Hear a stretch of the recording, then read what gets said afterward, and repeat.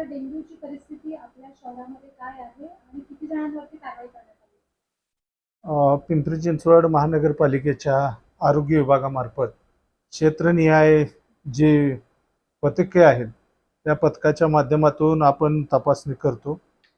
सर्वसाधारणपणे 22 जूनपर्यंत आपण 1,01,000 घरे आस्थापना तपासलेले आहेत आणि त्याच्यामध्ये कंटेनरचा जो सर्वे आहे जवळजवळ 4,74,000 इतका कंटेनरचा आपण सर्वे केलेला आहे।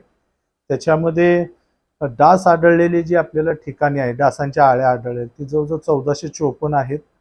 282 भंगाराची दुकानात आपल्याला आढळले आहेत। बांधकाम 280 आहेत आणि आपण रिकामे कंटेनर्स करतो। कंटेनर सर्वे जिथं दूषित आहे ते 1321 केलेले आहेत। आयबेट आपण 757 ह्याच्यावरती टाकलेले आहेत। आतापर्यंत आपण 585 लोकांना नोटिसा दिलेल्या आहेत। 14 लोकांवरती दंडात्मक कारवाई केली आहे। दंडाच्या पोटी 72,000 रुपये आपण गोळा केलेले आहेत।